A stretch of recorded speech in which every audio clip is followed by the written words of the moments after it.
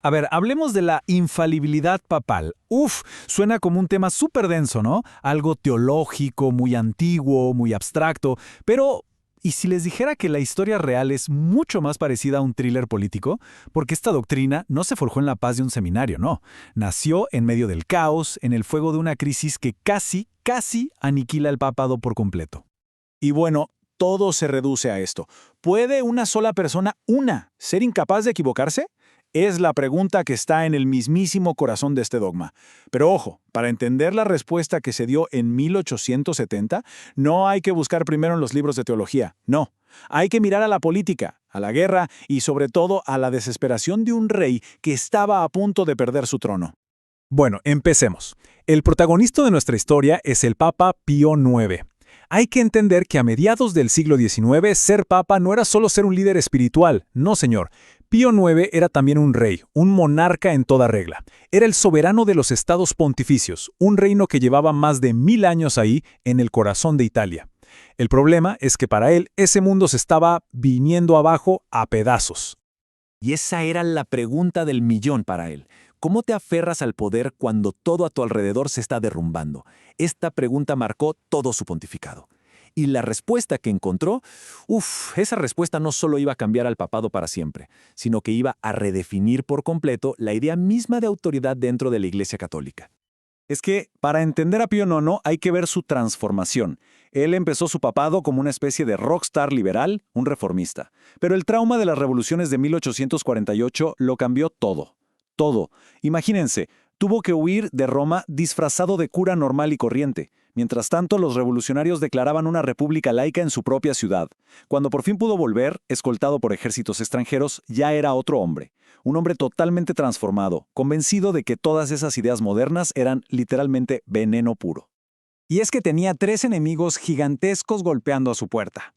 3 ideas potentísimas del siglo XIX. Primero, el liberalismo, que pedía derechos individuales y libertad de conciencia, cosas que para el Papa eran simplemente inaceptables. Segundo, el secularismo, que quería separar la Iglesia del Estado, o sea, quitarle todo su poder político. Y tercero, y este era el más inmediato, el nacionalismo italiano, el famoso Risorgimento. Esta no era solo una idea, era una amenaza militar directa, un ejército listo para unificar Italia y en el proceso tragarse entero su reino. Así que, ¿qué hace? Se ve totalmente acorralado. Su poder terrenal se le escapa de las manos como agua. Y entonces Pío IX lanza un contraataque, pero no con ejércitos. Lanza un contraataque ideológico. Su lógica era, si no puedo vencer a la modernidad en el campo de batalla, entonces la voy a condenar desde el trono de San Pedro. Y en 1864 lo hace. Publica algo llamado el Syllabus Errorum, que es básicamente un índice de errores. ¿Y qué era? Pues una lista de 80 ideas modernas que, según él, todo buen católico tenía que rechazar de plano. Prohibido siquiera considerarlas.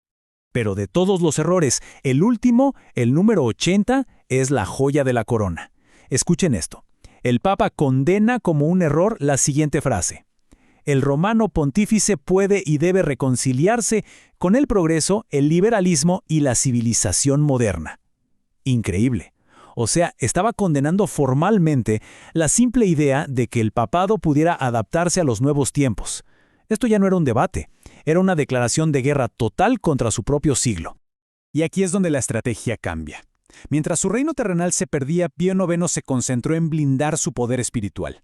Era como una retirada estratégica. Si iba a perder el poder político, se aseguraría de que su poder como papa se volviera algo absoluto, algo inquebrantable, algo que nadie pudiera desafiar nunca más.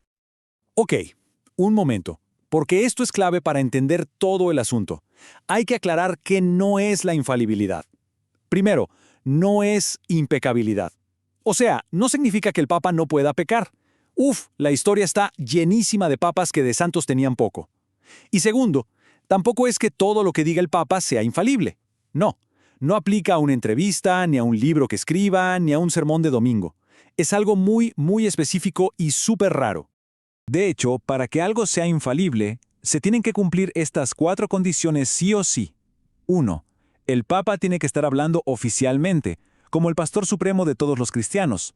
2. Tiene que estar definiendo una doctrina, no solo dando una opinión o un consejo. 3. El tema tiene que ser sobre fe o moral, nada más. Y 4. Tiene que ser algo obligatorio para toda la iglesia. Cuando se cumplen las 4, se dice que habla ex cátedra, o sea, desde la cátedra de San Pedro. Como ven, la vara está altísima.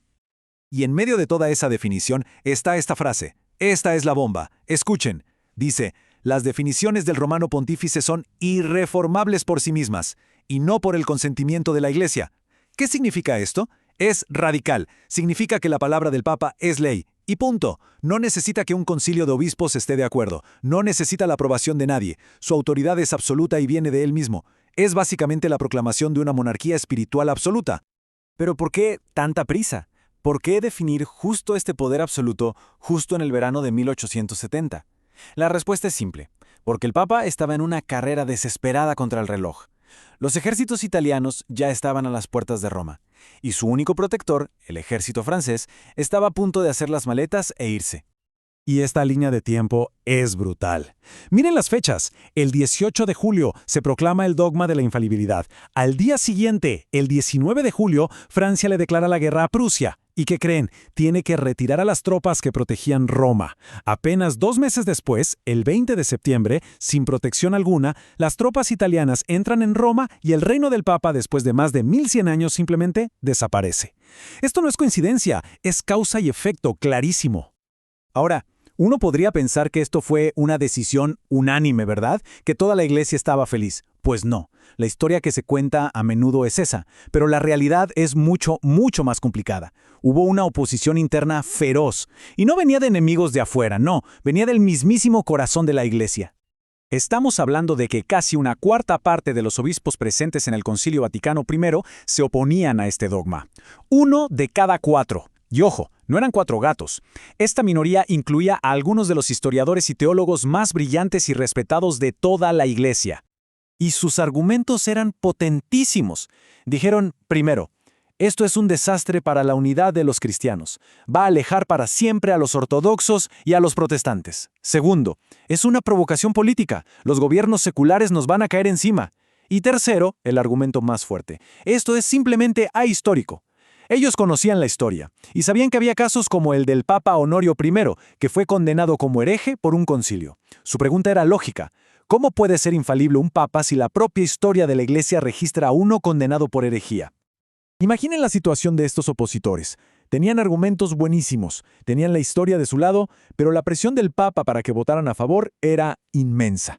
Estaban atrapados entre su conciencia, que les decía que no, y su lealtad al Papa. ¿Qué hacer? Bueno, la solución que encontraron a este dilema se resume en este número: 55. 55 obispos tomaron una decisión increíblemente dramática. La noche justo antes de la votación final, hicieron sus maletas y en silencio se fueron de Roma. Huyeron. ¿Por qué? Porque era la única forma de no tener que tomar una decisión imposible: o votar sí, traicionando su propia conciencia, o votar no y ser marcados para siempre como rebeldes. Y con esto llegamos al clímax de la historia, a lo que llamamos el Gran Intercambio. Piénsenlo así: el Papa estaba a punto de perder su corona de rey, la corona terrenal. Así que justo antes de que se la quitaran, se aseguró de forjarse una nueva corona, una mucho más poderosa y duradera, la corona de monarca espiritual absoluto. Al final la votación quedó 533 a favor y solo 2 en contra. Una victoria aplastante. O al menos eso parece en el papel. Pero la realidad es que esta aparente unanimidad era una fachada. Solo se logró porque los asientos de la oposición estaban vacíos. Esos 55 obispos, que eran como la conciencia histórica de la Iglesia, simplemente no estaban ahí, ya se habían ido. Y este es el resumen de todo. Este es el gran intercambio de 1870. En ese verano tan turbulento, el papado hizo el trueque más importante de toda su historia. ¿Qué perdió? Un reino terrenal, los estados papales, que de todas formas ya no podía defender, y que ganó a cambio una monarquía espiritual absoluta. Una autoridad que no dependía de ejércitos ni de concilios, una autoridad que nadie podría quitarle jamás. Entonces, para que quede súper claro, 3 puntos clave. 1. La infalibilidad papal no fue un debate teológico en el vacío, fue una respuesta directa a una crisis política brutal. 2. Este dogma transformó al Papa en un monarca espiritual absoluto, con su autoridad por encima de la de cualquier otra persona o grupo en la Iglesia. Y 3. No fue unánime, sino que se impuso a pesar de una oposición interna muy inteligente y muy preparada, que fue básicamente silenciada. Lo que nos deja flotando una pregunta. Una pregunta muy incómoda. Al decir que los papas son infalibles, el dogma hizo una afirmación muy audaz sobre la historia. Pero, ¿es verdad? ¿Se sostiene esa afirmación cuando se la pone bajo la lupa de la historia? Pues de eso precisamente vamos a hablar en un próximo análisis. Vamos a revisar el caso que tanto preocupaba a la oposición, el curioso y problemático caso del Papa Honorio, el Papa hereje.